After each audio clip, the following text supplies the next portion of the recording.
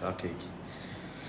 হ্যাঁ, প্রাণপ্রিয় শিক্ষার্থী বন্ধুরা, একটু টেকনিক্যাল প্রবলেম ছিল, এই কারণে আমরা ক্লাসটা 20 মিনিট পিছিয়ে দিয়েছি। অবশ্য পিছিয়ে দিলে কি আর সামনে আসলেই কি ওই ঘুরে ফিরে 110-20 জন স্টুডেন্টই ক্লাস করে, হ্যাঁ ওরাই রেগুলার ক্লাস করে, বাকি ম্যাক্সিমামই তো ক্লাস তোমরা করো না, মানে তোমরাও পারো না আমিও ছাড়ি না, ব্যাপারটা এরকম হয়ে গেছে। ফজিলাতুন্নেসা চমক, অঙ্কুর পাল তীর্থ, পূর্ণিমা হক, রনক জান, ফারহান মাসুক, বুলবুল আহমেদ, হোসেন সাদ জিসান, আফিয়া আবিদা, নসীন আঞ্জুম লাবণ্য, ইশরাফিল হক, আফিয়া আবিদা, উত্তম দত্ত, রনক জাহান, হোসেন সাদ জিসান, তামান্না খাতুন তুবা। আমরা বরাবরের মতো 30-35 সেকেন্ড একটু ওয়েট করি, তাই না? এরপর ক্লাসটা শুরু করি, তাহলে সবাই মোটামুটি জয়েন করতে পারবে।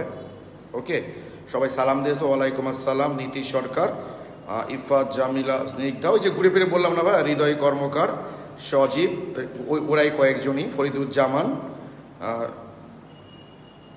আব্দুল্লাল বাকি। ওকে, আমরা জাস্ট একটু সাউন্ডটা চেক করে নিই, ক্লাসটা শুরু করবো, যেহেতু অলরেডি আমরা 20 মিনিট লেট করে ক্লাসটা শুরু করছি। ওকে, দেখি কি অবস্থা। মাঝে মধ্যে আবার বয়াটা ডিস্টার্ব করে, এই কারণে।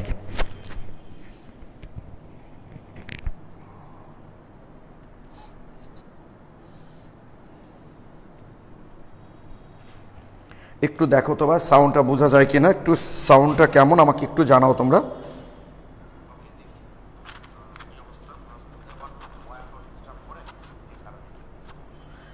একটু সাউন্ডটা, হাসিব রহমান, মোটামুটি ভালো আছি ভাইয়া।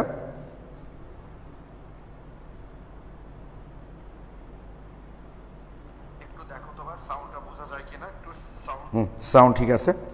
ওকে, আমরা শুরু করছি।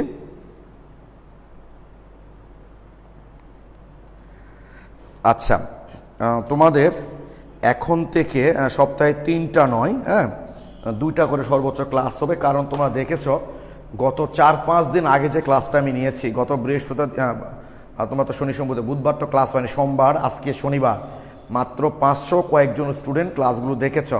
আমি কিন্তু তোমাদের বরাবরই বলছি, আমি গতকালকের এই যে মাস্টার গ্রুপে ওরিয়েন্টেশন করার সময় কথাটা বলেছি যে ঝড়ের সময় আম কুড়াইতে হয় কি, ঠিক আছে? হুট করে দেবে গভর্নমেন্ট, কখন খুলে দিয়ে বলবে এই কয় মাস পর এক্সাম, কোনো মাথা মোথা নাই কিন্তু। আর আমি বরাবর বলছি যে তোমাদের ক্লাসগুলো নিচ্ছি, অফলাইন শুরু হলে সময় পাবো কি না, না পাওয়ার সম্ভাবনা সবচেয়ে বেশি, পেলে এই ক্লাসগুলো হবে, না পেলে এই ক্লাসগুলো কিন্তু ভাই আর হবে না, তখন হয়তো শুধু এক্সাম হবে আর হয়তো সলভ হবে। তাই এটাকেই ফাইনাল ক্লাস মনে করে রেগুলার তোমাদের ক্লাসগুলো করা উচিত। এখন আমি বলছি তোমাদের গায়ে লাগছে না, কিন্তু একটা কথা আমি প্রায় বলি যে রিয়ালিটি এমন একটা জিনিস, তুমি রিয়ালাইজ করবাই, কিন্তু প্রবলেম হলো কেউ সঠিক সময় রিয়ালাইজ করে, কেউ ব্যাঠিক সময় রিয়ালাইজ করে। এমনি তো কথাই বলে না, সময়ের 1 ফোর অসময়ের 18 ফোর, অর্থাৎ যখন রিয়ালাইজ করবা তুমি তখন আসলে করার কিছু থাকবে না। তাই তোমাদের যে বন্ধুরা এই যে ক্লাসগুলো করছে না, হ্যাঁ অনলাইনে বিরক্ত, এগুলো হয়ে কোনো লাভ নেই ভাইয়া। তাদেরকে মেনশন দাও, তাদেরকে বলো, তাদেরকে বোঝাও, না হলে এবার ইন্টারমিডিয়েট পরীক্ষা কিন্তু হবেই, ইন্টারমিডিয়েট পরীক্ষাও হবে, অ্যাডমিশন টেস্টও হবে, তোমাদের এটা নিশ্চিত থেকো। ফলে অটো পাশের কোনো চিন্তা কিন্তু এখন আর নাই। অতএব মনের উপর জোর দিয়ে হলে একটু পড়ালেখা করার, তোমরা যারা মুসলিম তারা নিশ্চয়ই জানো যে আমাদের হাদিসেও কিন্তু আছে এটা, যে মনের বিরুদ্ধে জিহাদি হচ্ছে সর্বশ্রেষ্ঠ জিহাদ। এটা সবাই পারে না, কেউ কেউ পারে কিন্তু, ওকে, তারাই লাইফে শাইন করে। ওকে, তাহলে আমরা শুরু করছি। তাহলে আমাদের গত ক্লাসে মৌলসমের পর্যায়বৃত্ত ধর্ম অংশটা শেষ করেছি আমরা। ও আচ্ছা, আরেকজন স্টুডেন্ট তোমরা দেখছি বাম থেকে ডানে গেলে, পর্যায় সারণীর বাম থেকে ডানে গেলে লিখছো জারণ ধর্ম বারে। শোনো, খুব সহজ, যারও কি করে ইলেকট্রন গ্রহণ করে, তাহলে সেই ইলেকট্রন গ্রহণ করতে গেলে কি করতে হবে? আরেকজনকে তো ইলেকট্রন ত্যাগ করাইতে বাধ্য করতে হবে। তার মানে আরেকজন মানে বিজারক ইলেকট্রন ত্যাগ করবে, সেটাই জারক গ্রহণ করবে। তাই মাথায় রাখবা, জারকের যে ধর্ম সেটা হলো জারণ ধর্ম, বিজারকের যে ধর্ম সেটা হলো বিজারণ ধর্ম, তার উল্টাপাল্টা হবে না। বাম থেকে ডানে গেলে জারকের ইলেকট্রন গ্রহণের প্রবণতা বাড়ে, তাহলে বাম থেকে ডানে গেলে পর্যায় সারণীর জারকের ইলেকট্রন গ্রহণের প্রবণতা বাড়ে, তার মানে কি জারণ ধর্ম বাড়বে। তারপর আরেকজনকে ইলেকট্রন ত্যাগ করাতে সে বেশি বাধ্য করবে। বাম থেকে ডানে গেলে ইলেকট্রন গ্রহণের প্রবণতা বাড়ে, তার মানে কি জারণ ধর্ম বাড়ে, আর জারণ ধর্ম বাড়ে তার মানে কি বিজারণ ধর্ম কমে। খালি এটা মাথায় রাখবা, জারকের যে ধর্ম সেটা হলো জারণ ধর্ম, বিজারকের যে ধর্ম সেটা হলো বিজারণ ধর্ম। এখন তোমাদের যাদের এই কনফিউশনটা তৈরি হয় যে বাম থেকে ডানে গেলে এই জারণ ধর্ম বাড়ে বিজারণ ধর্ম কমে, ব্যাপারটা ক্লিয়ার না, তারা একটু কমেন্টে জানাও তো ভাই এখন ক্লিয়ার কিনা, তোমরা এখন ক্লিয়ার কিনা একটু বলো। মাথায় রাখবা, জারকের যে ধর্ম সেটা হলো জারণ ধর্ম, আর বিজারকের যে ধর্ম সেটা হলো বিজারণ ধর্ম। ও আব্দুর আকিব লিখেছেন, আমি আগের অধ্যায়ে বলেছি ভাই অরবিটাল অরবিট হলো শক্তি স্তরগুলাকে বলি আমরা অরবিট, আর শক্তি স্তরের যে জায়গাতে ইলেকট্রন পাওয়ার সম্ভাবনা সবচেয়ে বেশি এটা অরবিটাল। যেমন 2p মনে করো 2p, আচ্ছা পরে লিখছি দাঁড়াও, 2p 2 নাম্বারটা হলো অরবিট, পিটা হলো উপস্তর, এই পি এর আবার 3টা px py pz আছে, এরা হচ্ছে অরবিটাল।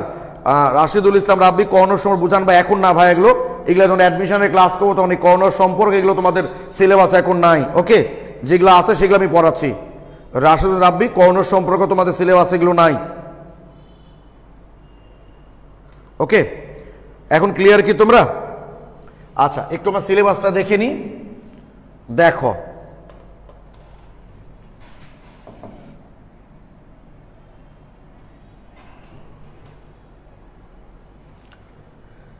মৌলসমূহের পর্যায়বৃত্ত ধর্ম ও রাসায়নিক বন্ধন, প্রকৃতি ক্ষার অম্লপ্রদ মন্তব্য, এগুলো তো বাদ সব একদম। দেখো কোথায় থেকে শুরু হলো, অরবিটাল অধিক্রমণের ভিত্তিতে সমজীবী বন্ধনের শ্রেণী, অর্থাৎ অরবিটাল অধিক্রমণে এবং সমজীবী বন্ধনের শ্রেণী বিভাগ, অরবিটাল অধিক্রমণ অনুসারে সমজীবী বন্ধনের শ্রেণী বিভাগ, অরবিটালের সংকরণের ধারণা ও অরবিটালের সংকরণ শ্রেণী বিভাগ, সংকর অরবিটালের সাথে সমযোজী যৌগের আকৃতির সম্পর্ক, অণুর আকৃতি বন্ধন কোণের উপর মুক্ত ইলেকট্রনের প্রভাব, এগুলো সব বাদ। পোলারিটি ও পোলারায়ন, পোলারিটি অর্থাৎ ওই যে আয়নিক যৌগের সমযোজী বৈশিষ্ট্য আর সমযোজী যৌগের আয়নিক বৈশিষ্ট্য, ওকে। হাইড্রোজেন বন্ধন, এইটুকুই তোমাদের সিলেবাসে আছে। তার মানে তোমরা বুঝতে পারলা রাসায়নিক বন্ধন থেকে মেনলি কি তোমাদের সিলেবাসে আছে। রাসায়নিক বন্ধন থেকে মেনলি ওই যে সিগমা বন্ধন, পাই বন্ধন, সংকরণের সাথে জ্যামিতিক গঠনের সাথে কোণের সম্পর্ক, আর আয়নিক যৌগের সমযোজী বৈশিষ্ট্য, সমযোজী যৌগের আয়নিক বৈশিষ্ট্য, মানে যে পোলারিটি আর পোলার আয়ন আর হাইড্রোজেন বন্ড, এটাই তোমাদের সিলেবাসে আছে, ওকে। তাহলে আমরা এখন এটাই শুরু করছি, এবং আমি দেখেছি ম্যাক্সিমাম স্টুডেন্টই কিন্তু এই বিষয়গুলোকে একটু ক্রিটিক্যাল মনে করে। আমার বিশ্বাস তোমরা যদি মনোযোগ দিয়ে ক্লাসগুলো করো তাহলে এগুলো আর ক্রিটিক্যাল মনে হবে না, ওকে।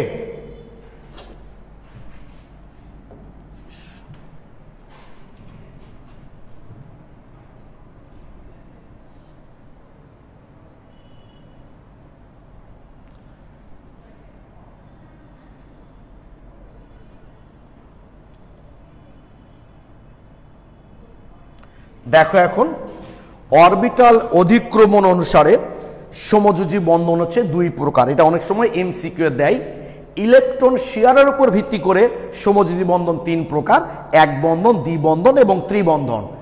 আর অরবিটাল অধিক্রমণ অনুসারে মাথায় থাকে যেন এমসিকিউ যখন প্রশ্ন দিবে একটু চিন্তা করে উত্তর দিবা। যদি বলে ইলেকট্রন শেয়ারের উপর ভিত্তি করে সমযোজী বন্ধন কয় প্রকার, তাহলে সেটা হচ্ছে 3 প্রকার, এক বন্ধন, দ্বিবন্ধন এবং ত্রিবন্ধন, ওকে। এই যে মনে করো ফ্লোরিনের বৈশিষ্ট্য স্তরে মোট কয়টি ইলেকট্রন আছে ভাই? 7টা ইলেকট্রন আছে, তাই না? ফ্লোরিন এর বৈশিষ্ট্য স্তরে মোট 7টা ইলেকট্রন আছে, তার মধ্যে 3টা আছে জোড়বদ্ধ আর একটা আছে বিজোড়। ফ্লোরিনের 3টা জোড়বদ্ধ আর একটা আছে বিজোড়, তাহলে এর একটা বিজোড় মিলে একটা বন্ড তৈরি করলো শেয়ার করে, এটা হলো এক বন্ধন, ওকে। এবার মনে করো অক্সিজেনের বৈশিষ্ট্য স্তরে মোট 6টা ইলেকট্রন, তার মধ্যে 2টা হচ্ছে মুক্ত জোড় মানে জোড়বদ্ধ থাকে, আর এই যে বাকি 2টা হচ্ছে বিজোড়। তাহলে এই একটা অক্সিজেনের 2টা বিজোড় আর একটা অক্সিজেন 2টা বিজোড় মিলে যে ডাবল বন্ড তৈরি করলো। এবার ধরে নাও নাইট্রোজেনের বৈশিষ্ট্য স্তরে তোমরা জানো মোট 5টা ইলেকট্রন, তার মধ্যে একটা আছে জোড়বদ্ধ মানে এক জোড়া, আর বাকি 3টা হচ্ছে বিজোড় ইলেকট্রন, তাই না? তোমরা যদি নাইট্রোজেনের ইলেকট্রন বিন্যাস দেখো তাহলে দেখতে পাবা। তাহলে এর একটা মিলে একটা বন্ধন, এর একটা মিলে একটা বন্ধন, এর একটা মিলে একটা বন্ধন, এই হলো ত্রিবন্ধন। এটাই হলো ইলেকট্রন শেয়ারের উপর ভিত্তি করে সমযোজী বন্ধন হচ্ছে 3 প্রকার, এক বন্ধন, দ্বিবন্ধন এবং ত্রিবন্ধন। মজার ব্যাপার হলো শাহজালাল বিশ্ববিদ্যালয়ের সম্ভবত 12-13 সেশনে তোমরা এমসিকিউ দেখবা এইভাবে কোশ্চিন দিয়েছে, ফ্লোরিন, অক্সিজেন নাইট্রোজেন। এই অণুগুলোর প্রত্যেকটা পরমাণুতে মুক্ত জোড় ইলেকট্রন কয়টা করে থাকে? ফ্লোরিনের আছে কয়টা? প্রত্যেকটা পরমাণুতে বলেছে কিন্তু 1 2 3টা। অক্সিজেনের কথা 2টা, নাইট্রোজেনের কথা 1টা। এটা কিন্তু সম্ভবত 10 11 অথবা 12, আমি এক্সাক্ট মনে করতে পারছি না। তোমাদের কনসেপ্ট বুক যাদের কাছে আছে দেখবা এই এমসিকিউটা আছে। তাহলে মাথায় থাকে যেন ইলেকট্রন শেয়ার অনুসারে সমযোজী বন্ধন হচ্ছে 3 প্রকার, এক বন্ধন, দ্বিবন্ধন এবং ত্রিবন্ধন। আর অরবিটাল অধিক্রমণ অনুসারে সমযোজী বন্ধন হচ্ছে ভাইয়া 2 প্রকার, একটা হলো সিগমা বন্ধন আর একটা হলো পাই বন্ধন। ঠিক আছে, অরবিটাল অধিক্রমণ অনুসারে সমযোজী বন্ধন হচ্ছে 2 প্রকার, একটা হলো সিগমা বন্ধন আর একটা হলো পাই বন্ধন। সিগমা বন্ধন জিনিসটা আসলে কি? একই অক্ষে অবস্থিত দুটি অরবিটালের সিগমা কথার সাথে দেখো সামনাসামনি কথার মিল আছে, সিগমা সামনাসামনি মিল আছে, পাই পাশাপাশি, তাই না? সিগমা সামনাসামনি, পাই পাশাপাশি, একই অক্ষে, অবশ্যই একই অক্ষে হতে হবে, হয়তো PX PX, PY PY, PZ PZ. একই অক্ষে অবস্থিত দুটি অরবিটালের সামনাসামনি অধিক্রমণের ফলে যে বন্ধন সেটা হচ্ছে সিগমা বন্ধন। একই অক্ষে অবস্থিত দুটি অরবিটালের সামনাসামনি অধিক্রমণের ফলে যে বন্ধন সেটা হচ্ছে সিগমা বন্ধন। আর পাশাপাশি, পাই কথার সাথে দেখো পাশাপাশি অধিক্রমণের ফলে যে বন্ধন সেটা হচ্ছে পাই বন্ধন। ওকে, এখন মনে করো আমরা নাইট্রোজেন অণুটা তৈরি হবে। ঠিক আছে, নাইট্রোজেন অণুটা তৈরি হবে। এখন খেয়াল করো,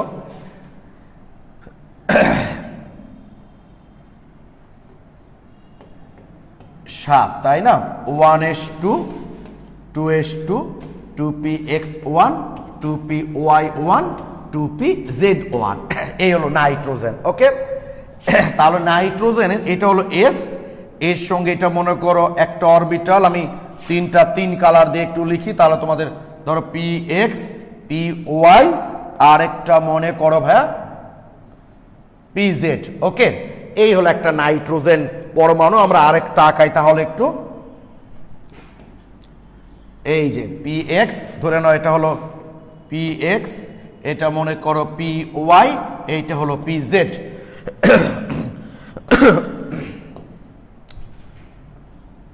py, তারপর এটা হলো ভাইয়া pz। ওকে, এখন কথা হচ্ছে এই যে এই দুটো অরবিটাল যখন সামনাসামনি ওভারল্যাপিং করবে, জাস্ট একটু দেখো, এই যে মনে করো এটা এইটা আর এইটা হলো এইটা, এই যে ওভারল্যাপিং অতিক্রমণ করার ফলে এই দুটো অরবিটাল যখন ওভারল্যাপিং করবে, সামনাসামনি ওভারল্যাপিং করবে, তখন কিন্তু এই দুটো অরবিটাল পাশাপাশি আসবে। অর্থাৎ এই যে দেখো, এই যে কখন এরা পাশাপাশি আসবে, এরা সামনাসামনি না আসা পর্যন্ত কিন্তু এই পাবলিকগুলো পাশাপাশি আসতে পারবে না। তার মানে এরা যখন ধরো এটা একটা নাইট্রোজেন পরমাণু, এইটা একটা নাইট্রোজেন পরমাণু, এই দুটো পরমাণু যখন বন্ধন তৈরি করে, এই ধরো এই দুটো অরবিটাল সামনাসামনি ওভারল্যাপিং করে যখন সিগমা বন্ধন গঠন করবে, একটু কল্পনা করো ভাইয়া, এরা পরস্পরের প্রবেশ করে ফেললো, তখন এই দুই পাবলিক কিন্তু পাশাপাশি চলে আসবে। অর্থাৎ সামনাসামনি ওভারল্যাপিং না করা পর্যন্ত পাশাপাশি ওভারল্যাপিং করা সম্ভব না। তাই একটা বন্ধন যখন থাকে বুঝতে হয় এটা সামনাসামনি ওভারল্যাপিং করেছে, অর্থাৎ ওটা হলো সিগমা বন্ধন, ওটা হলো সিগমা বন্ধন। সিগমা বন্ধন গঠন করার পর যদি এই অরবিটালগুলো পাশাপাশি ওভারল্যাপিং করার সুযোগ হয়, তাহলে আমরা বুঝবো যে বাকিগুলো হচ্ছে পাই বন্ধন। তাই একটা বন্ধন থাকলে সেটা মাথায় রাখবা সিগমা বন্ধন, 2টা বন্ধন থাকলে পাই বন্ধন, একটা সিগমা একটা পাই, 3টা বন্ধন থাকলে একটা সিগমা 2টা পাই। সিগমা সিঙ্গেল, সিগমা সবসময় একটাই হয়, বাকি 2টা হচ্ছে পাই। সবসময় মাথায় রাখবা, এটা অবশ্যই গুরুত্বপূর্ণ কথা, 2টা পরমাণুর মধ্যে সর্বোচ্চ 3টা সমযোজী বন্ধন সম্ভব। 2টা পরমাণুর মধ্যে সর্বোচ্চ 3টি সমযোজী বন্ধন সম্ভব। এমসিকিউ এই কোশ্চেনটা অনেক সময় দেয় যে 2টা পরমাণুর মধ্যে সর্বোচ্চ কয়টা সমযোজী বন্ধন সম্ভব? 2টা পরমাণুর মধ্যে সর্বোচ্চ 3টা সমযোজী বন্ধন সম্ভব, একটা হচ্ছে সিগমা, বাকি 2টা হচ্ছে পাই। যদি একটা বন্ধন থাকে অবশ্যই সেটা সিগমা বন্ধনই হবে। তাহলে তোমরা কি বুঝবা, কেমনে বুঝবা সিগমা না পাই? যদি দেখো 2টা পরমাণুর মধ্যে একটা বন্ধন আছে তাহলে বুঝবো এটা সিগমা বন্ধন, আর যদি 2টা বন্ধন থাকে তাহলে বুঝবে একটা সিগমা একটা পাই, যদি 3টা বন্ধন থাকে একটা সিগমা 2টা পাই। সিগমা সবসময় সিঙ্গেল এবং সিগমা বন্ধনটাই সবসময় আগে গঠন হবে, এই জন্য যে অরবিটালগুলো সামনাসামনি না আসা পর্যন্ত পাশাপাশি ওভারল্যাপিং করা আসলে সম্ভব হয় না। তাই একটা বন্ধন থাকলেই আমরা চোখ বন্ধ করে বলবো সেটা হচ্ছে সিগমা বন্ধন, আর দুইটা থাকলে একটা সিগমা একটা পাই, আর তিনটা থাকলে একটা সিগমা দুটা পাই। সিগমা সবসময় সিঙ্গেল। এবং খেয়াল করে দেখো সামনাসামনি যখন ওভারল্যাপিং হয় তখন কিন্তু ইলেকট্রনগুলো একদিকে যায়। দেখো একটা যে অঞ্চল জুড়ে তারা ওভারল্যাপিং করে সেই জায়গায় ইলেকট্রন ঘনত্ব বেশি থাকে, আর পাই বন্ধন যখন হয় পাশাপাশি দেখো এই যে এইটুকু এবং এইটুকু অঞ্চলে ইলেকট্রন ঘনত্ব থাকে, এবং সিগমা বন্ধন যেমন একদিকে সব ইলেকট্রনগুলো থাকে এখানে কিন্তু দুটা অঞ্চল মিলে থাকে। তাহলে এখানে দুটা অঞ্চল মিলে থাকে আর এখানে এক জায়গায় থাকে, তাহলে কোথায় ইলেকট্রন ঘনত্ব বেশি থাকবে? অবশ্যই এখানে বেশি থাকবে। তাই সিগমা বন্ধনগুলো পাই বন্ধন হচ্ছে শক্তিশালী হয়। ওকে, সিগমা বন্ধন ইলেকট্রন ঘনত্বটা ওভারল্যাপিং অঞ্চলে বেশি থাকে কারণ এটার দিকধর্মী আছে, একদিকেই ইলেকট্রনগুলো যায়, বাট এটার কিন্তু দুটো অঞ্চল মিলে ইলেকট্রন থাকে, ফলে ওভারল্যাপিং অঞ্চলে ইলেকট্রন ঘনত্বটা কম থাকে। কিন্তু সিগমা বন্ধন গঠন করার সময় ওভারল্যাপিং অঞ্চলে ইলেকট্রন ঘনত্বটা বেশি থাকে, তাই সিগমা বন্ধনটা পাই বন্ধন হচ্ছে শক্তিশালী। এখন প্লিজ আমাকে একটু বলো এইটুকু বুঝতে পেরেছো কিনা, একটু বলো, একটু বলো সিগমা বন্ধন এবং পাই বন্ধন জিনিসটা আসলে কি? আমরা তো এখনো গভীরে প্রবেশ করি নাই, আমরা শুধুমাত্র সংজ্ঞাটুকু পড়লাম। এই সংজ্ঞাটুকু তোমরা বুঝতে পেরেছো কিনা প্লিজ একটু জানাও আমাকে কমেন্টে যে জি ভাইয়া সংজ্ঞাটা আমরা বুঝতে পেরেছি, সিগমা বন্ধন কি, পাই বন্ধন কি, গঠনের শর্ত কি, যে একই অক্ষে হতে হবে, কে শক্তিশালী কে দুর্বল, কেন, কিভাবে গঠন হয় এরা, একটু প্লিজ আমাকে কমেন্টে জানাও ভাইয়া যে ক্লিয়ার কিনা। ক্লিয়ার হলেও বলো, না হলেও বলো, অথবা মনে কোনো প্রশ্ন থাকলে সেটাও বলো, প্লিজ একটু জানাও আমাকে ভাই। আচ্ছা হ্যাঁ, নাফি লিখেছো ক্লিয়ার, প্রান্তমণ্ডল ক্লিয়ার ভাই, হাসিবুল হক শান্ত clear, Abid Hasan clear, Fariduzzaman clear, আর কেউ? সুরাইয়া অ্যানি ক্লিয়ার, নীতি সরকার, আফিয়া আবিদা, থ্যাংক ইউ, সবাই তোমরা ক্লিয়ার লিখেছ। ঠিক আছে, এই হলো আমাদের সিগমা বন্ধন এবং পাই বন্ধন। একটা বিষয় মনে রাখবা তোমরা যে আমরা যদি এখনো সংকরণ জিনিসটাকে শুরু করি নাই, তবে তোমরা যেহেতু সেকেন্ড ইয়ারের স্টুডেন্ট হালকা পাতলা হলেও তো ভাই পড়ে এসছো, সেটা হচ্ছে সংকর অরবিটালগুলো। আচ্ছা এটাকে মিশাই দিই আমি একটু, দেখো একটু মিশাই দিই, এটা এস, এটা এস, এটা কি বলতো এস এস অরবিটাল ওভারল্যাপিং করেছে, অর্থাৎ এস অরবিটালগুলো কিন্তু পাই বন্ধন তৈরি করতে পারে না, এস অরবিটাল পাই বন্ধন তৈরি করতে পারে না, এই জন্য এখানে ইলেকট্রনগুলো সুষমভাবে বিস্তৃত। এস এর তো পাশাপাশি কোনো অঞ্চল নাই, এটা হলো এস এস সিগমা বন্ড, এটা এস, এইটা পি, এটা হলো এস পি সিগমা বন্ড, আর এইটা কি ভা পি পি সিগমা বন্ড। কোন সিগমা বন্ডটা বেশি শক্তিশালী আমাকে একটু কমেন্টে জানাও, এ বি সি, আমাকে একটু কমেন্টে জানাও তোমরা কোন সিগমা বন্ধনটা বেশি শক্তিশালী, প্লিজ একটু কমেন্টে তোমরা জানাও আমাকে কোন সিগমা বন্ধনটা বেশি শক্তিশালী, আমাকে একটু তোমরা কমেন্টে জানাও ভাইয়া।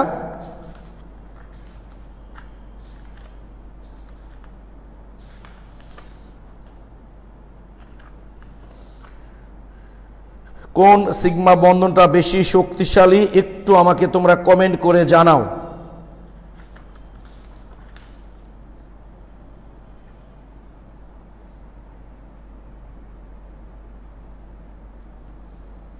কোন সিগমা বন্ধনটা সবচেয়ে বেশি শক্তিশালী একটু আমাকে কমেন্টে জানাও। সবই তো সিগমা বন্ধন, এবং জানো বুয়েটে এই কোশ্চিনটা কিন্তু একাধিকবার দিয়েছে, বুয়েটে এই কোশ্চিনটা একাধিকবার দিয়েছে যে এস এস এসপি এবং পিপি অরবিটাল অধিক্রমণে সিগমা বন্ধন গঠনচিত্র দেখাও। আচ্ছা মাহিন ইসলাম লিখেছো, আচ্ছা আমার এখানে কমেন্ট আসতেছে না কেন সহজে, একটু দেখি রিফ্রেশ করে নিই।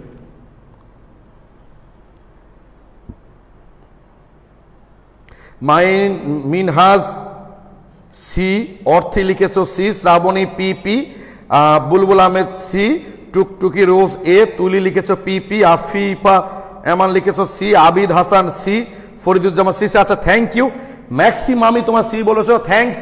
কারণ এখানে ইলেকট্রনগুলো সুষমভাবে বিস্তৃত, ফলে ইলেকট্রনটা অধিক্রম অঞ্চলে খুব বেশি থাকে তা না, বাট পি এর ক্ষেত্রে দেখো অধিক্রম অঞ্চলে কিন্তু সবটুকু ইলেকট্রন থাকে, এই জন্য এই সিগমা বন্ধন সবচেয়ে শক্তিশালী। এখানে এর ইলেকট্রনটা অধিক্রম অঞ্চল থাকলেও এরটা তো পুরোটা থাকে না, তাই এর চেয়ে এটা দুর্বল হয়। আর এটা হচ্ছে সবচেয়ে দুর্বল, অর্থাৎ পি অরবিটাল অধিক্রমণের ফলে যে সিগমা বন্ধন গঠন হয় সেখানে ইলেকট্রনগুলো আসলে পুরোটাই কি থাকে ভাই, অধিক্রমণ অঞ্চলে থাকে, জন্যই এটা সবচেয়ে শক্তিশালী সিগমা বন্ড হয়। ওকে, এখন দেখো এস অরবিটালটা তোমরা জানো গোলাকার, পি অরবিটালটা তোমরা জানো ডাম্বেল, ডি অরবিটালের চিত্র তোমরা জানো যে ডাবল ডাম্বেল, তাই না? এটা হলো এস, এটা হলো পি, এটা হলো ডি। আর এফ অরবিটাল আকৃতি যদিও কিছু কিছু বই দেওয়া আছে, এটা খুবই জটিল আকৃতি, এই জন্য এফ অরবিটালটা লাগে না। শঙ্কর অরবিটাল চিত্রটা কেমন আসলে? শঙ্কর অরবিটালগুলো হচ্ছে এক লুপ বিশিষ্ট হয়, সব যত শঙ্কর অরবিটাল আছে sp2 sp3 সব শঙ্কর অরবিটালগুলো হয় এক লুপ বিশিষ্ট। এটা হচ্ছে শঙ্কর অরবিটালের চিত্র, শঙ্কর। এখন কথা হচ্ছে, আমি এটা দেখাবো, দাঁড়াও একটু পরে আমি দেখাবো এটা তোমাদের। শঙ্কর অরবিটালগুলো হচ্ছে এক লুপ বিশিষ্ট আর কি, শঙ্কর অরবিটালগুলো এক লুপ বিশিষ্ট। এখন কথা হচ্ছে শঙ্কর অরবিটাল কি তাহলে পাই বন্ড তৈরি করতে পারবে? শঙ্কর অরবিটাল কিন্তু ভাই পাই বন্ড তৈরি করতে পারবে না, কারণ পাই বন্ড তৈরি করতে গেলে এই যে পাই বন্ড তৈরি করতে গেলে আমার এই যে খেয়াল করো ভাই, উপর নিচে ওভারল্যাপিং হতে হয়, এই দুইটা অঞ্চল ওভারল্যাপিং করে পাই বন্ড তৈরি করে। আর শঙ্কর অরবিটাল লুবিতে একটা, এর তো তুমি দুটো অঞ্চলই পাবা না, এই জন্য মাথায় রাখবা এস অরবিটাল এবং শঙ্কর অরবিটাল পাই বন্ড তৈরি করে না। খুব গুরুত্বপূর্ণ কথা মাথায় থাকে যেন।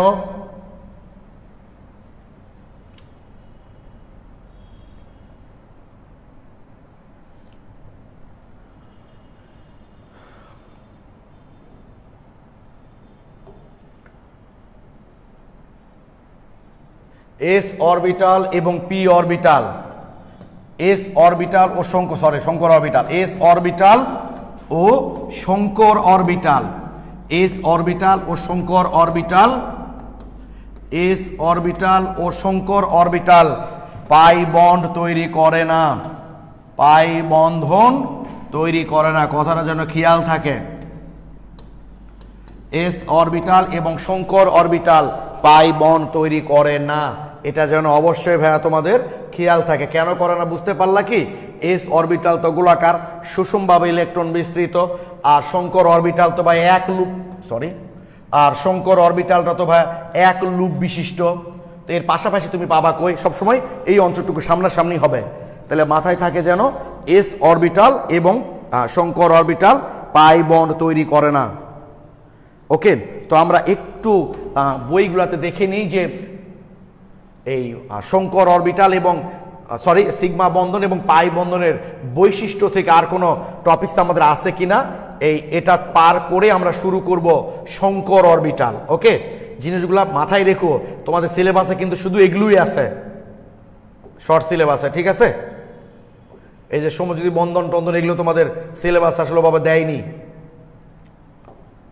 শঙ্করণে চলে আসলাম একবারে না। আচ্ছা, এই যে দেখি একটু বুঝতে পারি কিনা, সিগমা বন্ধন পাই বন্ধন এগুলো সংজ্ঞা বুঝতেই পারছো, সংজ্ঞা তো বুঝতেই পারলা তোমরা, বৈশিষ্ট্যগুলো দেখি আমরা এখন বুঝতে পারি কিনা।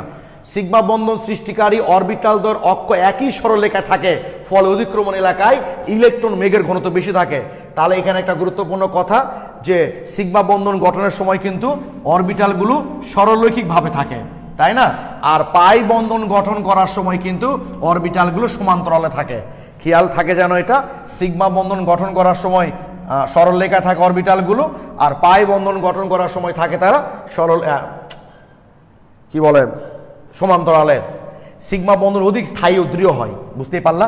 সিগমা বন্ধন নির্দিষ্ট দিকে প্রসারিত থাকে, দেখলা তোমরা এটা একটা দিকে। শঙ্কর অরবিটাল ও বিশুদ্ধ অরবিটাল উভয় ক্ষেত্রে সিগমা বন্ধন ঘটতে পারে। শঙ্কর অরবিটাল এই যে বললাম এক লুপ বিশিষ্ট, এই যে শঙ্কর অরবিটাল এবং বিশুদ্ধ মানে sp,d এদের কথা বলা হচ্ছে। শঙ্কর অরবিটাল এবং বিশুদ্ধ অরবিটাল উভয় ক্ষেত্রে সিগমা বন্ধন গঠন হতে পারে। এবার একটু পাই বন্ধনের বৈশিষ্ট্যগুলো দেখি। দুটি পরমাণু সিগমা বন্ধনে আবদ্ধ হওয়ার পর উভয় পরমাণু সমান্তরাল অক্ষ বিশিষ্ট দুটি অরবিটালের পাশাপাশি অধিক্রমণে পাই বন্ধন গঠিত হয়। পাশাপাশি অধিক্রমণ এলাকায় ইলেকট্রন মেঘের ঘনত্ব কম থাকে, যেটা বললাম তোমাদের, তাই পাই বন্ধন সিগমা বন্ধনের চেয়ে দুর্বল হয়। শঙ্কর অরবিটালে পাই বন্ধন ঘটে না। ওকে, শঙ্কর অরবিটালে পাই বন্ধন ঘটে না। এস অরবিটাল ছাড়া বিশুদ্ধ অন্য অরবিটালে পাই বন্ধন ঘটে। এই মোটামুটি আমরা সিগমা বন্ধন এবং পাই বন্ধনের বৈশিষ্ট্য দেখলাম। এখান থেকে কত প্রশ্ন এসছে সেটা একটু আমরা দেখব। ও আচ্ছা আচ্ছা, ফরিদুজ্জামান, হ্যাঁ ভাই এটা নতুন বই। আচ্ছা হ্যাঁ ভাইয়া, এটা একটু নতুন বইটা দেখছি আমরা, আসলে খেয়াল করিনি আমি, সরি, আমি ফার্স্ট এদের ক্লাস নিচ্ছিলাম তো, টপিকস একই আছে, তো পেজটা একটু চেঞ্জ হতে পারে ভাই, একটু দেখো কষ্ট করে, সামনে ক্লাস থেকে আমি তোমাদের ইয়ারের বইটা নিয়ে এসে ক্লাস নেব। আমি এক্সট্রিমলি সরি, খেয়াল করি নাই। সরি সরি ভাই, সরি, আমি খেয়াল করি নাই। তবে এগুলো চেঞ্জ নাই, কিন্তু ভাষা টাষা কোনো চেঞ্জ নাই। ওকে, আমি আসলে ফার্স্ট ইয়ারদের ক্লাস নিয়েছি তো গতকালকে, ওদের কালকে না বৃহস্পতিবার দিন ওদের সলভ ক্লাস নিয়েছি এই অধ্যায়ের উপর, বুঝছো, ফলে ওদেরটাই এখানে করা আছে। আমি আগামী দিন থেকে এটা রাখবো না। আচ্ছা দেখি ওদেরটা, তোমাদেরটাও তো নিয়ে আসার কথা, একটু দেখছি ভাই, দাঁড়াও।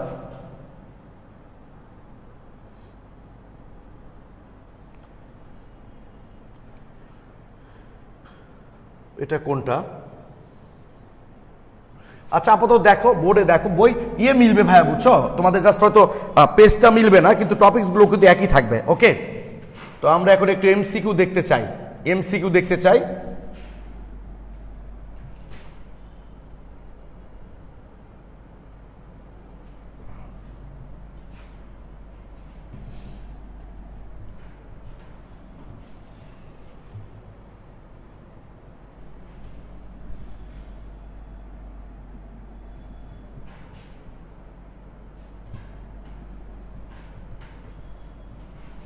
ওকে, এমসিকিউ দেখি। এই একটা যৌগ দিয়ে বলছে কয়টা সিগমা বন্ড আছে, তাদের গঠনগুলো দেখবা তোমরা ভাই। এই যে বিউটাইন 1 বলছে কয়টা সিগমা বন্ড, তাহলে এখানে 3টা 4টা, তারপর হচ্ছে 4টে এখানে 2টা, 4 2 6 7 8 9, 9টা সিগমা বন্ড আছে। এইভাবে কিন্তু তোমাদের যেটা দেখতে হবে, দুটি পরমাণু সর্বাধিক কতগুলো সমজীবী বন্ধন দ্বারা পরস্পর যুক্ত হতে পারে। আমি একটু আগে বললাম দুটি পরমাণুর মধ্যে সর্বোচ্চ 3টা সমজীবী বন্ধন সম্ভব। অরবিটাল দ্বয়ের অধিক্রম অনুসারে বন্ধন কত প্রকার? অরবিটাল দ্বয়ের অধিক্রম অনুসারে বন্ধন কিন্তু 2 প্রকার, একটা সিগমা, একটা হচ্ছে পাই। ওকে, যদি বলতে ইলেকট্রন শেয়ার অনুসারে কয় প্রকার, তাহলে হতো 3 প্রকার।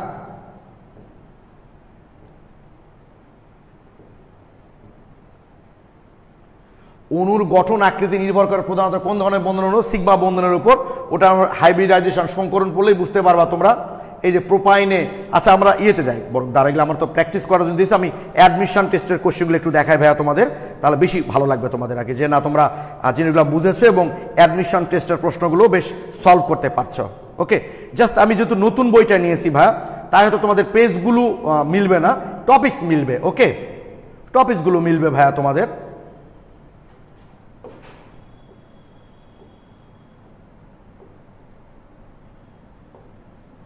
টপিকসটা একটু দেখো তোমরা সবাই, বিশ্ববিদ্যালয়ের যাদের কাছে বই আছে বিশ্ববিদ্যালয়ের প্রশ্নটা একটু বের করো। আমি তবু পেজ নাম্বারটা একটু বলে দিচ্ছি তোমাদের। সাব্বির ইয়ে করো তো জানি, ওই পুরাতন বইটা তো ফার্স্ট পেপার একটা, গতবারেরটা, মানে এবার যারা ইন্টারমিডিয়েট পরীক্ষাতে এদেরটা আর কি। এটা কি, এটা না মনে হয়, দেখো তো ওই পুরাতনটা। হ্যাঁ, না থাকলে থাক, অসুবিধা নেই, নাই মনে হয় না, শেষ হয়ে গেছে। আচ্ছা ঠিক আছে, ভিতরে বোধহয় আছে। আচ্ছা থাক, দরকার না, এখন আর লাগবে না, আমি ওদের বলে দিচ্ছি প্লিজ তোমরা। আমি ভাই পুরাতন বইটা সামনের দিন থেকে নিয়ে আসবো না, অসুবিধা নাই, তোমাদের পিডিএফটাই নিয়ে আসবো সামনের দিন থেকে। একটু প্লিজ তোমরা কষ্ট করে একটু বিশ্ববিদ্যালয়ের প্রশ্নটা বের করো, তাহলে হয়ে যাবে। ওকে, অলরেডি বোধ অনেকে কমেন্ট করেছে 343 page. Okay, 343 page, Hriday Karmakar, thank you ভাইয়া, 343 পেজ। শুরু করি আমরা। দেখো তোমরা কত সহজে অ্যান্সারগুলো করতে পারবা। ম্যাক্সিমাম প্রশ্ন দেখো সংকরণ সংক্রান্ত, ঠিক আছে। দেখো, দেখছো অ্যাসিটিলিন যৌগের একটি অণুর মধ্যে মোট সিগমা বন্ধনের সংখ্যা কত জায়গায় এসছে, এটা দেখছো। অ্যাসিড ম্যাক্সিমাম পোলাপানে কি ভুল করে একটু দেখো ভাইয়া, পোলাপান ভুল করে কোনটা? অ্যাসিটিলিন অণুর মধ্যে মোট সিগমা বন্ধন কয়টা? তোমরা অ্যাসিটিলিনের সংকেত সবাই জানো এটা, তো এইটা দেখে সবাই কি পূরণ করে জানো? উত্তর পূরণ করে একটা। জানো যেখানে ট্রিপল বন্ড আছে, ট্রিপল বন্ড থাকলে জানো একটা সিগমা 2টা পাই, তাহলে সিগমা একটা। যদি তোমাকে বলতো অ্যাসিটিলিনে কার্বন কার্বন কয়টা সিগমা বন্ড, তাহলে বলতা তুমি একটা। বাট বলেছে অ্যাসিটিলিনে মোট কয়টা সিগমা বন্ড, কেন এইদিকে 2টা বন্ড আছে না, তাহলে মোট কয়টা সিগমা বন্ড হবে? 3টা সিগমা বন্ড হবে। অপশনে কিন্তু 2টাই দেওয়া আছে। আমি আবারও বলছি, প্রশ্ন ভালো করে দেখবা। যদি বলে কার্বন কার্বন কয়টা সিগমা বন্ড, তাহলে একটা। আর যদি বলো মোট কয়টা সিগমা বন্ড, তাহলে কিন্তু তিনটা, এই যে একটা দুইটা তিনটা, মোট বললে তিনটা, আর কার্বন কার্বন বললে কিন্তু ভাই একটা। এটা যেন অবশ্যই তোমাদের খেয়াল থাকে। ওকে, অ্যাসিডিন যৌগের একটি অণুর মধ্যে মোট সিগমা বন্ধন কয়টা? একটা। আর দেখো দেখাচ্ছি, দাঁড়াও, অ্যাসিটিলিনে কার্বন কার্বন ত্রিবন্ধনের সিগমা বন্ধনের সংখ্যা কয়টা? তখন একটা হতো, আর মোট বললে তিনটা। সবাই ক্লিয়ার ভাই? সবাই ক্লিয়ার কিনা একটু বলো তো। থ্যাংক ইউ সবাই। আছে আমার এখান থেকে স্ক্রল হচ্ছে না কেন ইয়েগুলো, তোমাদের কমেন্টগুলো। ওকে, এগুলো খেয়াল রাখবা, না হলে দেখবা মনে হবে যে এত ভালো করে পরীক্ষা দিয়ে আসলাম, কেন খারাপ হলো বা চান্স হলো না, এই ব্যাপারগুলো কিন্তু ঘটে। হ্যাঁ, দেখো ম্যাক্সিমাম প্রশ্নগুলি সংকরণ, না হলে কোণের মান নির্ণয়, না হলে ওই যে আয়নিক যৌগের সমযোজী বৈশিষ্ট্য, এগুলো থেকে ব্যাপক প্রশ্ন এসছে। ওকে, এই যে 38 নম্বর এমসিকিউ, জগন্নাথ বিশ্ববিদ্যালয় 8-9 দিয়েছে, ইথাইন অণুর ত্রিবন্ধনে কয়টি সিগমা ও কয়টি পাই? সেটা ইথাইন হোক, প্রোপাইন হোক, বিউটাইন হোক, ইনফিনিটি আইন হোক, ট্রিপল বন্ডের মধ্যে যখন বলবে চোখ বন্ধ করে বলবো আমরা একটা সিগমা দুইটা পাই। ট্রিপল বন্ডের মধ্যে বলেছে, খুব সহজ কথা, সে যে যৌগের ক্ষেত্রে হোক না কেন, একটা সিগমা দুটা পাই। তোমাদের যদি বলা হয় 3D অরবিটাল ইলেকট্রন কয়টি? 10টি। 4D অরবিটাল ইলেকট্রন 10টি। 5D অরবিটাল ইলেকট্রন কয়টি? 10টি। ডি মানেই তো 10টি। ঠিক এখানেও তাই, ত্রিবন্ধন যখন বলেছে তার মানে একটা সিগমা দুটা পাই, এখানে আর কোনো কথা হবে না। হ্যাঁ, তা আমি ঠিকই বলেছো, আমি বুঝতেছি না, কমেন্টগুলো পাচ্ছি না আমি তোমাদের ঠিক মতো, বুঝছো না? তো বুঝতে পারবো না যে তোমরা কেমন করছো বা বুঝতে পারছো কিনা। ওকে, সরি, আজকে আমার ঘাড়ে লাগছে ভাই, খুব ব্যথা করছে এই জন্য।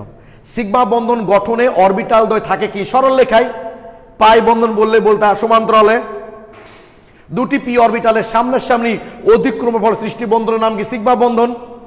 দেখো কত প্রশ্ন এসছে এগুলো থেকে।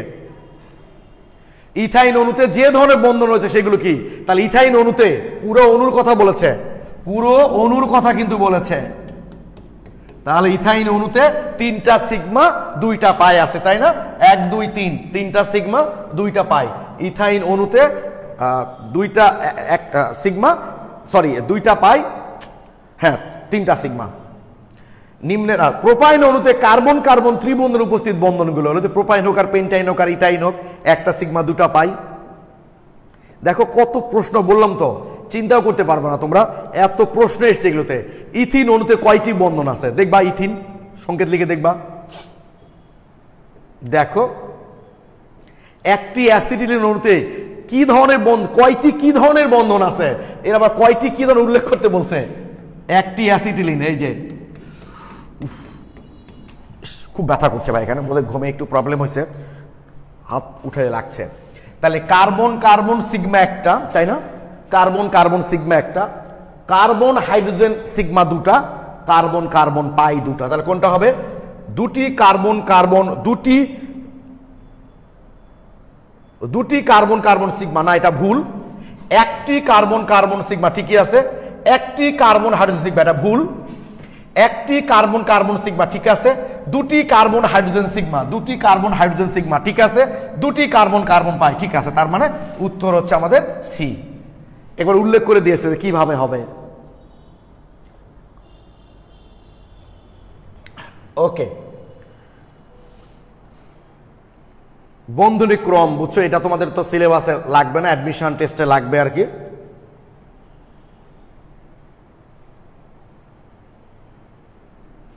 একটি মিথাইল সায়ানাইডের মধ্যে সিগমা ও পাই বন্ধনের সংখ্যা কত? মিথাইল সায়ানাইড মানে ইথেন নাইট্রাইল আর কি, মিথাইল সায়ানাইড। এভাবে একটু তোমাদেরকে দেখতে হবে ভেঙে ভেঙে ভাই, বুঝছো? এই যে মিথাইল সায়ানাইড, তাহলে সিগমা হচ্ছে 1 2 3 4 5, পাঁচটা সিগমা দুইটা পাই, তাই না? পাঁচটা সিগমা দুইটা পাই। ক্লিয়ার? তাহলে তোমরা আমাকে একটু কমেন্টে এখন জানাও, আরো আছে অতগুলো দেখছি না আমরা, যে একটা যে কোনো অণু দিয়ে কয়টা সিগমা কয়টা বাই বা এই রিলেটেড করে প্রশ্ন দিলে তোমরা অ্যান্সার করতে পারবা কিনা প্লিজ একটু কমেন্টে জানাও। তোমাদের আমি কমেন্ট দেখার পর চলে যাব সবচেয়ে ইম্পর্টেন্ট, সবচেয়ে মজাদার এবং যেখান থেকে তোমাদের প্রশ্ন হবে এটা নিশ্চিত থেকো, সেই সংকলনে যাব আমি। ওকে, একটু প্লিজ বলো তোমরা আমাকে, তোমাদের কমেন্টের জন্য আমি ওয়েট করছি ভাইয়া। আচ্ছা, থ্যাংক ইউ। শ্রাবণী লিখেছো ক্লিয়ার, অঙ্কুর পার্থির্থ ক্লিয়ার, বুলবুল আহমেদ ক্লিয়ার, সদিত সরকার, পার্ব লিখেছো, হাসিব রহমান স্যার সম্পূর্ণ clear, Moumita thank you. Thank you. এখন ক্লাস শুরুর আগে কিছু বাণী দিয়ে নিই, এখন একটু, হ্যাঁ ক্লাস শুরুর আগে একটু বাণী দিয়ে নিই।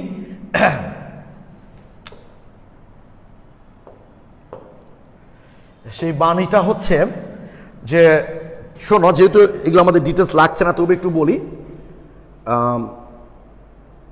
রাসায়নিক বন্ধন মেনলি 4 প্রকার।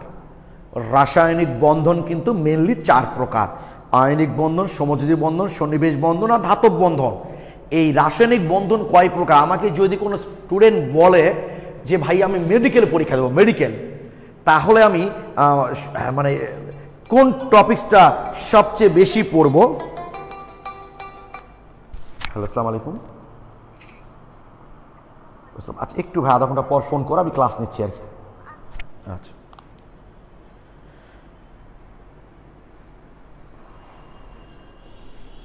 পেয়েছো? আচ্ছা ঠিক আছে, ওটা লাগবে না, থ্যাংক ইউ। ও বইটা নিয়ে এসছে, পুরাতন বইটা।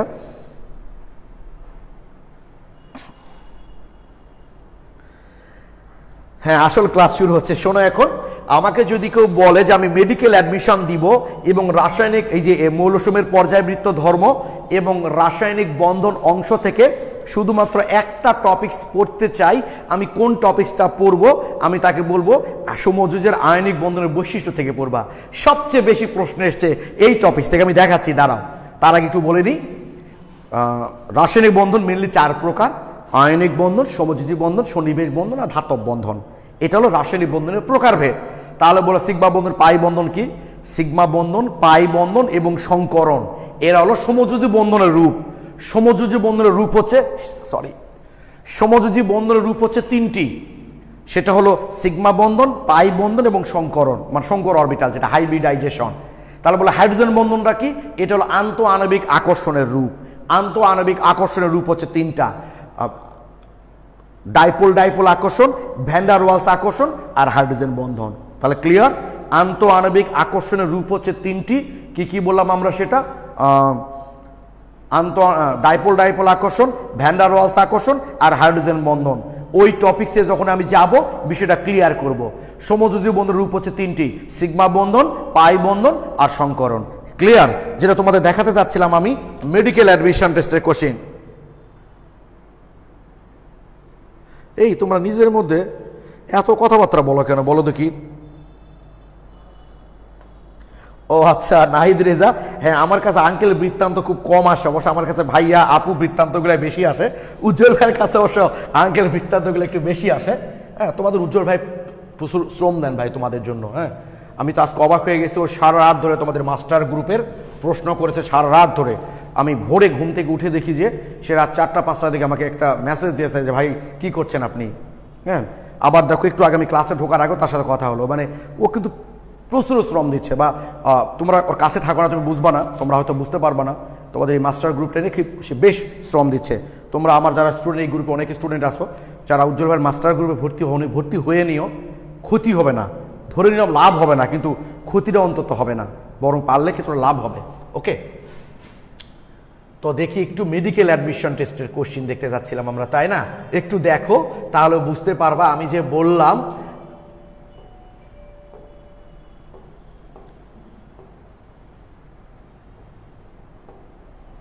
এই যে কোনটি রাসায়নিক বন্ধনের প্রকারভেদের মধ্যে পড়ে না? দেখো medical 6-7, private medical and dental 11-12, 13-14, সমযোজী বন্ধন, সন্নিবেশ সমযোজী বন্ধন, সন্নিবেশ আয়নিক বন্ধন, আয়নিক বন্ধন।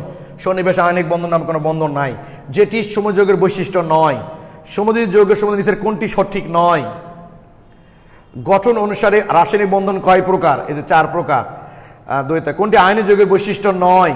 একটি যৌগের গলনাঙ্ক 10 ডিগ্রি সেলসিয়াস, যা পানিতে অদ্রবণীয় কিন্তু জৈব দ্রাবকের দ্রবণীয়তে কোন ধরনের বন্ধন থাকতে পারে? দেখো কোনটি আয়নিক যৌগের জন্য সঠিক নয়? আয়নিক বন্ধন সংক্রান্ত কোন তত্ত্বটি সঠিক নয়? আয়নিক যৌগের জন্য নিম্নের কোনটি সঠিক নয়? দেখো নিম্নের কোনটি সমযোগের বৈশিষ্ট্য নয়? কোনটি কোয়াভ্যালেন্ট মানে সমযোজী যৌগের বেলায় সঠিক নয়? আয়নিক যৌগ সব বিদ্যুৎ পরিবাহের ক্ষেত্রে নিম্নের কোনটি সঠিক নয়? আচ্ছা, দুটো একই কোশ্চিন দেখছো, এগুলো আবার পর্যায়বৃত্ত ধর্মে চলে গেল। মানে বললাম যে মেডিকেলে এই অধ্যায়ের সবচেয়ে বেশি প্রশ্ন হয় আয়নিক বন্ধন আর সমযোজী বন্ধনের বৈশিষ্ট্য থেকে। ওকে, তাহলে আমরা শুরু করছি এখন। সিগমা পাই বন্ধনটা ক্লিয়ার করলাম, আমরা এখন সংকরণ শুরু করব। ওকে, দেখো শঙ্কর কথাটা শুনলেই তোমরা বুঝতে পারো, হাইব্রিড বলি না যে বর্তমানে দেশে যেহেতু আওয়ামী লীগ অনেক দিন থেকে ক্ষমতায় আছে, আওয়ামী লীগের মধ্যে এখন হাইব্রিডে ভরে গেছে। হাইব্রিডে ভরে গেছে মানে কি, যারা বিশুদ্ধ আওয়ামী লীগ সেটা ছাড়াও এর মধ্যে উমুক দল তুমুক দল সেই দল এই দল থেকে অনেক নেতাকর্মী এসে এখন আওয়ামী লীগ হয়ে গেছে, মানে বিভিন্ন দল মিলে এখন একটা দলের মধ্যে চলে এসছে। অর্থাৎ শঙ্কর বা হাইব্রিড কথাটা শুনলে আমরা বুঝি অনেকগুলোর মিশ্রণ। ওকে, অনেকগুলোর মিশ্রণ। আমি একটা উদাহরণ প্রায় ব্যবহার করি, এই ধরো মিথেন অণুর ক্ষেত্রে। সরি ভাই, আমার খুব ব্যথা করছে বুঝছো, মানে হাত একদম তুলতে পারতেছি না। এই যে মিথেন, তো জাস্ট আমি একটা লিখছি,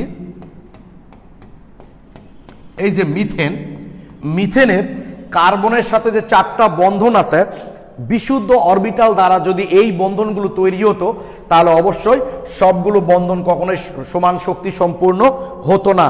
বলবা কেন হতো না ভাইয়া, একটু দেখো তোমরা, কার্বন, তাই না, কার্বনের যৌগ গঠন করা অবস্থায় তার ইলেকট্রন বিন্যাসটা কেমন হয়, 1s2 2s1 2px1 2pz1 sorry y1 2pz1। এই যে কার্বনের দেখো 4টা বিজোড় ইলেকট্রন আছে, এই 4টা বিজোড় ইলেকট্রনের সাথে হাইড্রোজেনের একটা করে বিজোড় মিলে এভাবে বন্ধন তৈরি করছে। কিন্তু এইভাবে বন্ধন তৈরি করলে সব বন্ধনগুলা কিন্তু সমান শক্তিশালী হবে না, এই জন্য এস অরবিটালের ইলেকট্রন ঘনত্ব আর পি অরবিটালের ইলেকট্রন ঘনত্ব তো ভাই সমান নয়। ফলে একই অণুর মধ্যে 4টা বন্ধনের মধ্যে কোনোটা শক্তিশালী কোনোটা দুর্বল, কার্বন এটা মেনে নেয় না, প্রকৃতি এটা মানতে চায় না। প্রকৃতি বলে আমার সঙ্গে যারা থাকবে তারা সমান শক্তি সম্পন্ন হবে। আর এই জন্য তো মাঝে মধ্যে দেখো প্রকৃতির উপর যদি আমরা বেশি অত্যাচার করে ফেলি, প্রকৃতি কিন্তু তার প্রতিশোধ নেয়, নিয়ে নিজেকে নিজে সে ঠিকই রিকভার করে ফেলে, যেমন এখন করছে। তোমরা করোনা ভাইরাসের প্রথম দিকে দেখেছো যে বিশ্বের সব কিছু বন্ধ ছিল, সাগরে তখন মাছ তীরে উঠে আসতেছিল, বিভিন্ন লতা বিভিন্ন উদ্ভিদ তারা জন্মগ্রহণ করছিল, বায়ুতে কার্বন ডাইঅক্সাইডের নিঃসরণ কমে যাচ্ছিল। তো স্বাভাবিক, এটা প্রকৃতি খুব ভালো করেই জানে নিজেকে কিভাবে রিকভার করতে হয়। তো যাক, যেটা বলছিলাম, একটা বাবার যদি 4টা ছেলে থাকে, 4টা ছেলে কেউ দুধে ভাতে থাকবে কেউ না খেয়ে থাকবে, বাবা কিন্তু এটা মেনে নিতে চায় না ভাই। বাবা চায় আমার 4টা ছেলে যেন সমান শক্তি সম্পন্ন হয়, 4টা ছেলের যেন সামাজিক অবস্থান একই রকম হয়। এই কারণেই তারা কি করে দেখো, এখন তারা কি করে, এই উদাহরণটা আমি প্রায় ব্যবহার করি।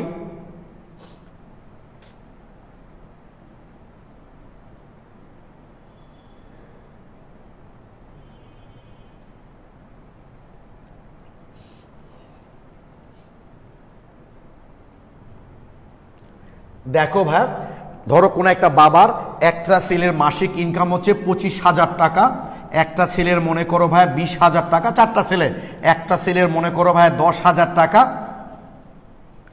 আর একটা ছেলের মনে করো ভাইয়া তুমি 5,000 টাকা। এখন খেয়াল করে, এই উদাহরণটা আমি প্রায় ব্যবহার করে থাকি।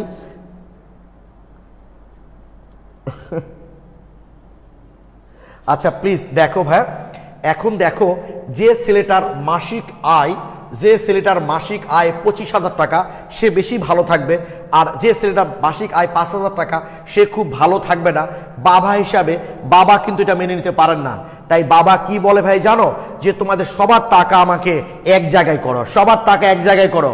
তাহলে সবার টাকা আমরা এক জায়গায় করলাম, করলে কত টাকা হচ্ছে, 25 আর 20 45 আর 5 হচ্ছে 50 আর হচ্ছে 10 60, ওটা 1000 লিখছি, আচ্ছা ঠিক আছে, 60,000 টাকা হলো। আমার কথা কি বুঝতে পেরেছ? যে ছেলের মাসিক ইনকাম 25,000 টাকা, সে যেহেতু সবচেয়ে সামাজিক অবস্থাটা সবচেয়ে ভালো হবে, সে সবচেয়ে ভালোভাবে থাকবে। আর যে ছেলেটা মাসিক ইনকাম 5,000 টাকা, সে যেহেতু সামাজিক অবস্থানটা এদের মতো হবে না, কেউ ভালো থাকবে কেউ খারাপ থাকবে, বাবা এই জিনিসটা মেনে নিতে পারেন না। তাই বাবা বলে মাস শেষে তোমাদের যে আয় তোমরা আমাকে 4 জন এক জায়গায় করো, 4 জন 60,000 টাকা হচ্ছে। এবার কয় ছেলে টাকাটা এক জায়গায় করেছে, এখানে টাকা এক জায়গায় করেছে 4 ছেলে। বাবা এখন 60,000 টাকাকে 4 ভাগে ভাগ করে প্রত্যেকের ভাগে 15,000 টাকা করে দিবে। এবার সবার সামাজিক অবস্থান কিন্তু এক হয়ে গেল। এই যে দেখো ভাইয়া, সবার টাকা এক জায়গায় করে এই যে একই ভাবে মানে একই সমানভাবে ভাগ করে সবার ভাগে বিলিয়ে দিলে লাভটা কি হলো ভাই বলো তো?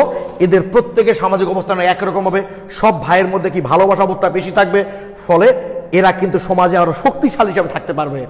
এই ভাইয়ের সাথে যদি এই ভাইয়ের ঝামেলা হয় তাহলে অন্য মানুষ এসে কি করবে, ওই দুর্বলতার সুযোগটুকু নিবে। কিন্তু সবাই যদি সবার প্রতি দৃঢ় ভালোবাসা থাকে তাহলে অবশ্যই সেই বন্ধনটা কিন্তু শক্তিশালী হয়, সহজে কেউ বন্ধনটা আসলে ভাঙতে পারে না।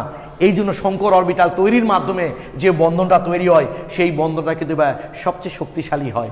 তোমরা আমাকে একটু বলো ক্লিয়ার কিনা যে সংকরণ জিনিসটা কিনা পরের কথা, এটা বুঝতে পারলা কিনা যে বিশুদ্ধ অরবিটাল দ্বারা বন্ধন তৈরি না হয়ে কেন পরমাণুগুলো শঙ্কর অরবিটাল তৈরির মাধ্যমে বন্ধন অংশ নেয়, এইটা তোমরা ক্লিয়ার কিনা প্লিজ আমাকে একটু কমেন্টে জানাও। যে কেন পরমাণুগুলো বিশুদ্ধ অবস্থায় বন্ধন অংশ না নিয়ে শঙ্কর অবস্থায় বন্ধন অংশ নেয়। এক বাক্যে যদি বলি আমরা, বিশুদ্ধ অবস্থায় এক একটা অরবিটালের ইলেকট্রন ঘনত্ব যদি একই রকম, ফলে সেই ইলেকট্রন দ্বারা গঠিত বন্ধন বিভিন্ন শক্তি সম্পন্ন হয়। বাট যখন আমরা সবগুলো এক জায়গায় করে একটা শক্তি সম্পন্ন অরবিটাল তৈরি করি, সেই অরবিটাল দ্বারা গঠিত বন্ধনটা সমান শক্তি সম্পন্ন হয় জন্য অণুটা বেশি স্থিতিশীল হয়। এই জন্য বিশুদ্ধ অরবিটাল দ্বারা বন্ধন না হয়ে শঙ্কর অরবিটাল দ্বারা সমযোজী বন্ধনগুলো সাধারণত তৈরি হয়। তাহলে একটু খেয়াল করি আমরা,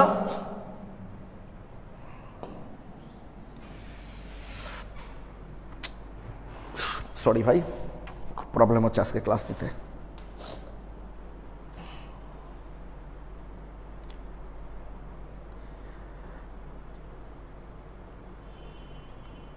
ক্লিয়ার, আমিও বলছি, সবাই বলছে ভাই, তাই শিফা ক্লিয়ার, জান্নাতুল ফেরদৌস ক্লিয়ার, টুকটুকি রোজ ক্লিয়ার, জি ভাইয়া ক্লিয়ার। ওকে, এখন দেখো আমরা যেটা বলছিলাম মিথেন অণুটা তৈরি করার ক্ষেত্রে তাহলে কার্বনের এখানে মোট কয়টা বিজোড় ইলেকট্রন আছে? 4টা। তাহলে একটা এস, একটা পি, আর একটা পি, আর একটা পি। তাহলে একটা এস এবং 3টা পি মিলে এক জায়গায় হবে, হয়ে তাহলে কি অরবিটাল তৈরি করবে এখানে? sp3। কি হলো ভাই এখানে? sp3 তৈরি হলো। অর্থাৎ খেয়াল করবা তোমরা যে শঙ্কর অরবিটালের সংজ্ঞাটা তাহলে আমরা কি বলতে পারি, যে কোনো পরমাণুর যোজ্যতা স্তরের বিভিন্ন শক্তিসম্পন্ন অরবিটালগুলো একত্রিত হয়ে সমশক্তির সমসংখ্যক অরবিটাল তৈরির প্রক্রিয়াকেই বলি আমরা সংকরণ, আর অরবিটালগুলোকে বলি আমরা শঙ্কর অরবিটাল। আবারও বলছি, কোনো পরমাণুর যোজ্যতা স্তরে বিভিন্ন শক্তির, এদের সবাই বিভিন্ন শক্তির না, ওই যে কারো ইনকাম দেখলাম 25,000, কারো 20,000, কারো 10,000, বিভিন্ন পরিমাণ, কিন্তু একত্রিত হয়ে সমশক্তি সমসংখ্যক, অর্থাৎ যতটা অরবিটাল একত্রিত করব, দেখো যত 25,000, 20,000, 10,000, 5,000, খেয়াল করো টাকার পরিমাণ কিন্তু ভিন্ন ভিন্ন। এক জায়গায় করলাম, করে একটা পরিমাণ বাড়ালাম, কত সেটা 15,000। কয়জনের মধ্যে ভাগ করলাম? 4 জনের মধ্যে ভাগ করলাম, কারণ 4 জন এখানে এক জায়গায় টাকা করেছে। যদি একজনের মধ্যে টাকা না নিয়ে আসতো, ধর এ বলল আমি সংকরণে অংশ নিব না, এই 4 ভাইয়ের মধ্যে এক ভাই বলল আমি টাকা বাবার হাতে জমা দেব না, তাহলে বাদ। তাহলে আমাদের এই 3 জনের টাকা এক জায়গায় করে 3 ভাগে ভাগ করব, তাহলে বাদ। 3 জনের টাকা এক জায়গায় করে ভাগ করবো, তখন একটা এস, 2টা পি হবে, sp2 হবে। তখন বলবো ভাই কখন কোনটা হবে কি করে বুঝবো? আস্তে আস্তে ধীরে সব জায়গায় আসবো আমরা, আমি একদম রুট থেকে শুরু করেছি। তাহলে এটা ক্লিয়ার কিনা সংজ্ঞাটা ভাই বলো তো, যে কোনো পরমাণুর যোজ্যতা স্তরের বিভিন্ন শক্তির অরবিটাল মিশ্রিত হয়ে সমশক্তির সমসংখ্যক, মানে যে 4টা অরবিটাল তৈরি হচ্ছে সবগুলো অরবিটালের শক্তি সমান, প্রক্রিয়াকেই বলি আমরা হাইব্রিডাইজেশন বা সংকরণ, আর অরবিটালগুলোকে বলি আমরা শঙ্কর অরবিটাল।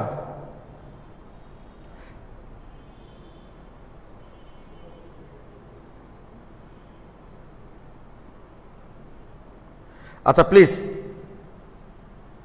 45 মিনিটে ক্লাস শেষ করবো, অন্তত দেখি যে জিনিসটা কি, কেন হচ্ছে, সংজ্ঞাটা অন্তত দেখি আমরা। বলো ক্লিয়ার কিনা শঙ্কর অরবিটাল জিনিসটা ক্লিয়ার কিনা?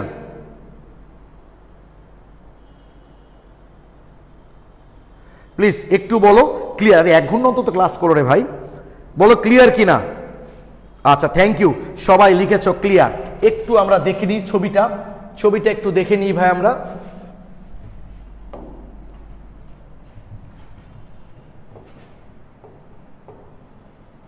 একটু দেখো সংজ্ঞাটা, একটু দেখো, সামনে ক্লাসে আমরা আবার এখান থেকে শুরু করব। ওকে, জাস্ট আজকে আমরা দেখলাম শঙ্কর অরবিটাল জিনিসটা কি, আর কেন কোন একটা পরমাণু বিশুদ্ধ অবস্থায়, অরবিটাল বিশুদ্ধ অবস্থায় বন্ধন অংশ না নিয়ে শঙ্কর অরবিটাল শঙ্কর অবস্থায় অংশ নেয়। এই যে দেখো,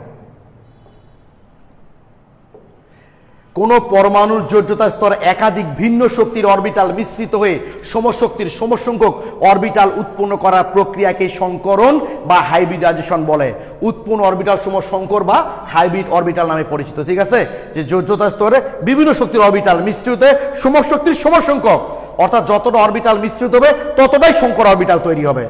যেমন sp3টা কিভাবে তৈরি হলো দেখো, এই যে একটা এস, এই যে একটা এস, আর ধরো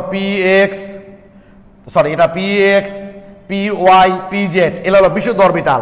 এবার মেশিনের মধ্যে ঢুকাই দিলাম, আমরা মেশিনের মধ্যে ঢুকাই দিলাম কি কি, একটা এস, তিনটা পি। এবার সংকরিত কি হলো, এ একটা sp3, এ একটা sp3, এ একটা sp3, এ একটা sp3। এখন তোমরা তো বলবা স্ট্রাকচার এইভাবে লিখলেন কেন ভাই, আপনি এইভাবেও লিখতে পারতেন, এভাবে তো লিখতে পারতেন, এ একটা sp3, এ একটা sp3, এ একটা sp3। না, ইচ্ছা মতো লিখতে পারবো না। সংকর অরবিটালের উপর কোন যৌগের জ্যামিতিক গঠনটা নির্ভর করে, সেটা আমরা আগামী ক্লাসে দেখব। তাহলে এ একটা sp3, এ একটা sp3, এ একটা sp3, এ একটা sp3, তাহলে চারটা sp3 এর প্রত্যেকটাতে একটা করে বিজোড় ইলেকট্রন থাকবে। অর্থাৎ বিশুদ্ধ অরবিটালে যেমন সর্বোচ্চ দুটা ইলেকট্রন থাকতে পারে, সংকর অরবিটালে দুটা ইলেকট্রন থাকতে পারে। তাহলে আমাদের এখানে sp3 প্রত্যেকটা sp3 তে একটা করে ইলেকট্রন আছে, কারণ এস একটা ছিল, পিতে একটা ছিল, px একটা ছিল, py একটা ছিল, pz একটা ছিল। তাহলে প্রত্যেকটা sp3 তো একটা করে থাকবে, আর হাইড্রোজেনের একটা মিলে একটা বন্ধন, এই একটা মিলে একটা বন্ধন, মিলে একটা বন্ধন, মিলে একটা বন্ধন। এই হলো মিথেন অণুর গঠন। এভাবেই সংকর অরবিটাল তৈরির মাধ্যমে মিথেন অণুটা তৈরি হয়। তাহলে আজকে আমরা সংকর অরবিটাল কেন হয় সেটা দেখলাম, সংকর অরবিটালগুলো দেখলাম, যে সংকর অরবিটাল সিগমা বন্ধন, পাই বন্ধন, এগুলো দেখলাম কিভাবে তৈরি হয়। জাস্ট সংকর অরবিটাল কেন একটা পরমাণু বিশুদ্ধ অরবিটাল বন্ধন অংশ না নিয়ে সংকর অরবিটাল তৈরির মাধ্যমে গঠিত হয়, এবং সংকর অরবিটাল জিনিসটা আসলে কি, তোমরা অবশ্যই আগামী যেদিন ক্লাস হবে ক্লাসটা তোমরা মিস করবা না। ক্লাসটা আমরা সপ্তাহে সর্বোচ্চ এখন থেকে 2টা করে ক্লাস নিব। ওকে, আজকে শনিবার হলো, সোমবারে ক্লাস হবে না, বুধবারে ক্লাস হবে। তোমরা যারা ক্লাসগুলো করছো একটু দেখো, আগামী ক্লাসে আমরা এই সংকরণ বিষয়টা বিস্তারিত আলোচনা করব। ক্লাস মিস তো গেল, কারণটা হচ্ছে ইন্টারমিডিয়েট পরীক্ষায় কিন্তু এখান থেকে সবচেয়ে বেশি প্রশ্ন হবে। তাহলে সংকর অরবিটাল আমরা আগামী দিন এদের বৈশিষ্ট্য কিভাবে হয়, জ্যামিতিক গঠন কিরকম হতে পারে, কোণের মান কেমন, এই সবই আলোচনা করব। সবাই ভালো থেকো, সুস্থ থেকো, সবার জন্য শুভকামনা রইল। আসসালামু আলাইকুম।